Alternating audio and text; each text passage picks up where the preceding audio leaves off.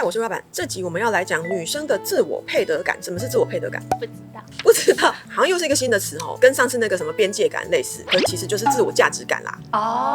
女生很容易没有自我价值感。这一集我们要来用玫瑰的故事来讲这个话题。如果喜欢我的影片，欢迎订阅，也可以加入会员看更多影片哦。然后玫瑰的故事，其实我们之前已经拍过一集了，算是浅浅的讨论一下。其实很多人都没有看懂《玫瑰的故事》这部片欸，一直在讨论说，哎呀，这4个男生到底谁比较好啊？如果是你，你要选哪一个啊？对，大家都在讨论那4个男人，可是这是一部女性的电影欸，大家讨论那4个男生比讨论女主角还要多啊。那我接下来要爆雷咯，还有很多人说结局好烂哦，霍建华怎么可以死掉了呢？或者是最后那个小鲜肉那么帅，怎么又可以没有跟他在一起呢？最后都没有跟任何一个男生在一起，到底什么意思啦？那玫瑰还是没有得到幸福哦。这个就是没有看懂的象征哦。所以我们这期要顺便来解析，怎么样才是这个戏剧想要表达的意思呢？好，他的男友一是一个白领精英海归男，但是他有点自恋跟自大，什么事情都要以他为主。这个男生的事业非常好，所以后来要去巴黎工作。玫瑰是不是大抓狂？觉得说我们在一起这么久，然后我们这么相爱，然后你却随随便便就要去另外一个城市，然后我算什么？这个地方有很多人都说受不了女主角啼笑，就是什么不识大体啊，男生明明就是要去获得一个更好的工作啊，为什么要阻止他啊？为什么要抓狂啊？然后还在他家发疯摔东西，为什么大家站在男生那边啊？我那时候其实有点吓到，就是他太抓狂了，对不对？对，因为他看起来是一个很冷静的人，就突然间就这样，为什么？他前面明明对于感情都觉得每个都爱我，然后他都不要，他很习惯被男生追，为什么遇到这个男朋友，他突然会变啼笑呢？没有商量，没有讨论，就直接自己决定了，然后还认为说这有什么不好？对我如果是好的事情，对你不会更好吗？然后之后你可以再来找我啊。你要讨论啊，对，尊重，对，不尊重，不讨论，自大，然后认为只要对我好，对我们就是好。他没有管你的意愿哦，他没有管你的自我，他只有他的自我，然后你配合我就对了。只要我变好，我们就是好啦。所以他可以代表你吗？不行。所以他不尊重你，所以我才说他自大、自私。但是很多女生会没有看到这一点，会觉得男生事业好就是好棒棒，就是要支持他，我们怎么可以阻止他呢？但是他完全没有要鸟你去死他还说谎女生却还是觉得玫瑰啼笑是不合理的。这就是我刚刚在讲的自我配得感、自我价值感。玫瑰就是因为很有自我配得感，所以觉得我值得更好的对待，再怎么样你也要尊重我，跟我商量。你都没有，你把我放在哪？然后再来，你凭什么觉得你去了巴黎你变好，我们就都会变好？这是你，不是我，那是你要的生活，不是我要的。第三个，你叫我去找你，我的工作、我的生活不重要吗？我配合你就好了，为什么是以你为主啊？你有想过我不想要在那生活吗？我的工作算什么？所以我是一个随便就可以放弃所有一切去找你的人。我的价值在哪里？你有尊重这一切吗？这个也大部分是女生没有在想的问题，只想着说男友只要工作很好，我们就要支持他。那你就没有自我啊，你就是一个附属品啊，就变成一个花瓶。是的，也不用情绪失控了。我觉得他是在演出说这是他第一个势均力敌的对象。他非常的棒，他第一次交到一个跟他差不多条件的男朋友，其他那些都是苍蝇而已。他是真正的爱上一个人。初恋的时候你不私心掏肺吗？有啦。初恋的时候你没有很想死吗？对啊，所以我们能不能同理他？我们为何那么容易同理男性啊？为什么？我们怎么了？第二点，他有个好友苏苏，然后他有原生家庭的问题嘛，他小时候被继父性骚扰嘛，妈妈知道之后竟然没有帮他，还骂他贱货。你是我妈，我那么久年轻那么小，你为什么不帮我？为什么不报警？要是报了警，这街坊邻居不就都知道了吗？他在那么痛苦的原生家庭，他是如何逃离的？他靠的是什么？他靠的是男人的救赎吗？不是，他是靠他的经济能力，对不对？他的工作很好，事业很好，才可以脱离魔爪的嘛。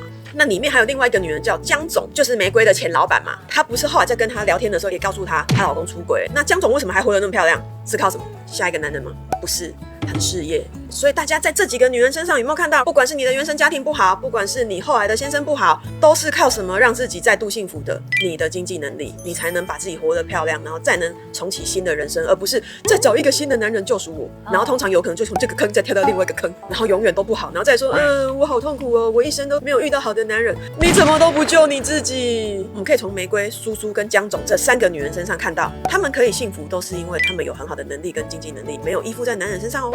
第3点就是我们刚刚讲的，不要只在看这4个男人啦。很多女生都卡在这4个男生要选谁比较好，如果是你，你会比较喜欢谁？其实是没有看懂这部片要告诉女生的东西哦。重点是玫瑰这个女生的成长线。他有什么样的转变。我简单讲一下好了，他的初恋是遇到真正爱的势均力敌的，他真的爱下去了，不然前面他都没有在爱，他都在玩而已。遇到真正爱的，他才发现我也会抓狂，我也会吃醋，我也会生气。他发现了爱原来是这样的感觉，这一段让他体验了爱情，狠狠的爱是什么。第二个方协文，他选了爱我的，因为他前面受伤了，所以他决定要选一个暖男，爱我的，以我为主的，不会骗我的，对吧？很多女生会这样，前面那个受的伤会在下一个弥补，他只要一直被动接受他的爱就好了，我狠狠的被爱着就好了。结果那个男的竟然想控制你，不让你自由，因为你太好了，我不想让你再出去被别的男生接触了。虽然被狠狠的爱着，但是却要付出一个被控制的代价，他受不了，因为他需要有自我。第三段，艺术家霍建华感觉是真正适合他的，但却体弱多病走了。这里让他感觉到了，其实会有真正我喜欢也喜欢我的，我不用再跟刚刚那个一跟二选一个，爱我的跟我爱的，我们是可以相爱的，适合的。可是他也体验到了人生的无常，不是我爱你，你爱我就能永久。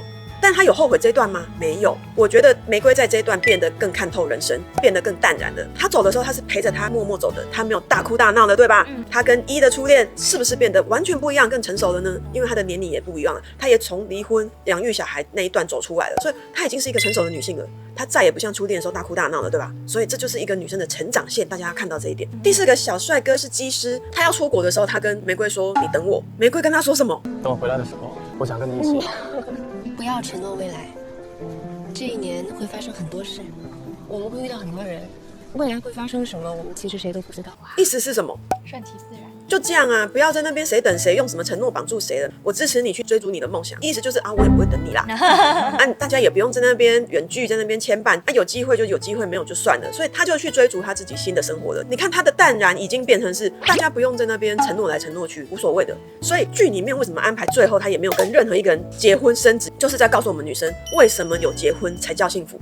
这个是谁给我们的框架？你看他后面的生活，把小孩养大，然后一个人洒脱、自由自在的，他哪里不幸福了？可是我们却会觉得，啊，他都没有嫁给谁，都没有找到幸福，他就很幸福啦。我们为什么要因为他单身，然后离婚单亲妈妈就说他不幸福？打破这个东西，不要再觉得结尾要跟谁结婚才是幸福了。你看他都没有跟谁在一起，可是这4段他都学到很多，并且成为一个很自在生活的女生。很可惜，就大家看完还是在要选谁，怎么都没有跟谁在一起，就其实就没有看懂这部片想要告诉女生什么。他就是要打破那些公主王子结婚的幸福美满的那种框架。像我以前会觉得一定要找一个伴，最后好像就是要有个伴，然后幸福美满，就好像是这个男生不好，再找下一个。用下一个来解决上一个，他过程也有这个。他的第一个的不幸福从第二个弥补，可是第二个又有第二个的问题，第三个好像完美了，他却走了。所以他第4个的时候很淡然，你就去做你的，我就去做我的，我们不用互相牵绊。但如果有机会，我也不排斥，即便没有未来，我还是会跟你在一起，因为我想要谈的是爱情，对，不是婚姻或一个绑架，对吧？对。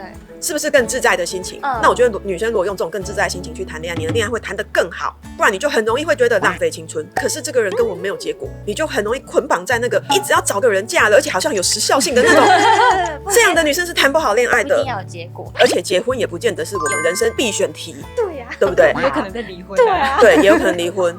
然后也未必要生小孩，然后他生了小孩，但离婚也过得很幸福。反正就是很多种幸福的结局，不是只有一种。要打破这个东西，你的恋爱会谈得更好，你会更自在。我觉得这部片其实讲的深度是这个，所以不要再讨论那4个男生了啦。讨论玫瑰是怎么成长的，以及我们自己是不是有些迷思可以被打破，这才是这部片要告诉我们的哦。我要问大家粉问题：这部剧的结尾你是可以接受的吗？女主角没有跟任何人在一起，跟4个男生都没有结果，你可以接受吗？你可以明白未来版所说的编剧想表达的结尾是什么意思吗？有什么想法欢迎告诉我们哦。如果喜欢我的影片，欢迎订阅，也可以加入会员看更多影片哦。